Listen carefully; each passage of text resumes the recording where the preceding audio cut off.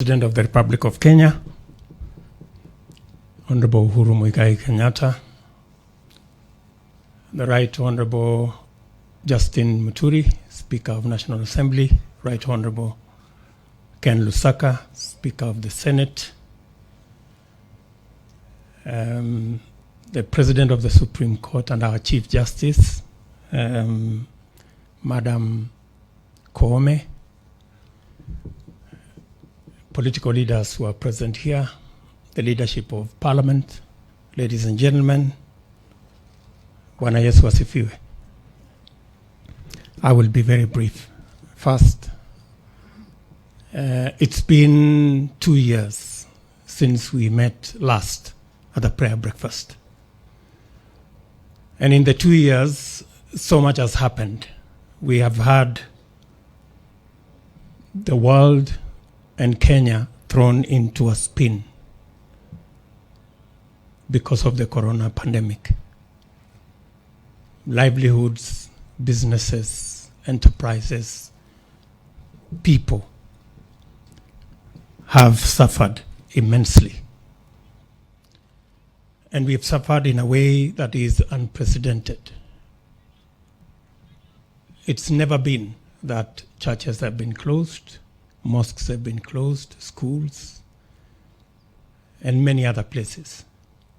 And it hasn't been fashionable not to go to work, but to stay at home. But that became our lot.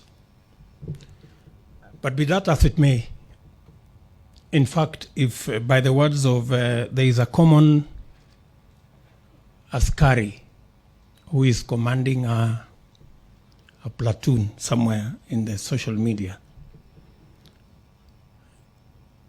In our case, and that askari says, semeni kimeumana, we would actually have said in the affirmative, because things really became bad. Your Excellency, but because of your leadership, you stepped in, and our country, the ship of our country was steadied. We've progressively managed to get ourselves up. The ministry has done a commendable job. And today we are discussing how we are going to vaccinate citizens so that we can get ourselves out of this pandemic and begin to manage the economic issues and all the other issues. But be that as it may, we've had also, even in the midst of this pandemic, we've had positive things. Courtesy of this administration, the President launched the other day the Lamu Port, amongst many other projects that have been undertaken. We got ourselves a brand new Chief Justice, the first lady ever in Kenya to be Chief Justice. And also our Speaker got an appointment with the elders.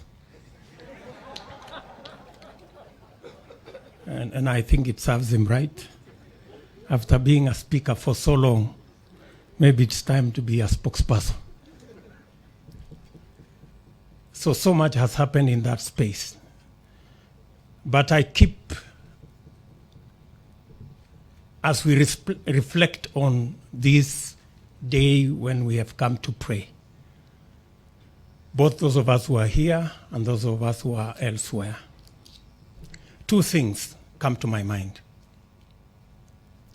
In a meeting where most of us were, there are some two gentlemen who say two fundamental things. One was a bishop who asked us to try the Jerusalem dance instead of the other two that we had. So much happened, but as things stand today, the Tanga Tanga tours are not there, and the reggae has also stopped. I think we need to listen to what that bishop was telling us. We need to do something together. In that same meeting, the former Prime Minister also said something that was profound. In fact, in a very uncharacteristic manner, he gave us a verse. And he told us about Isaiah 1:18 that says, "Come, let us reason together." Maybe again, God is speaking to us and saying, "Come, let us reason together." Finally, last night,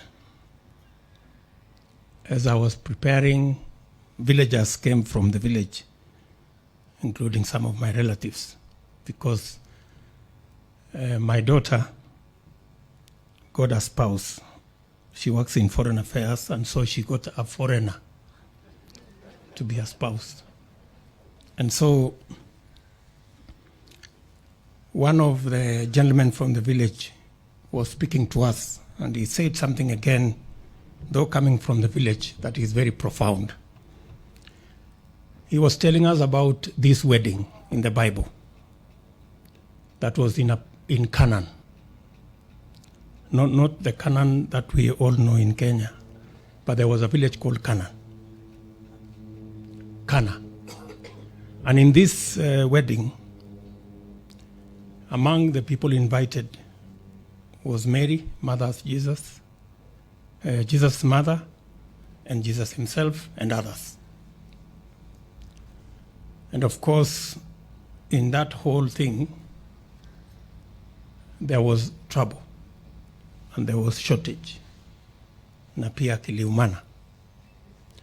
But because Jesus was there, things were sorted out.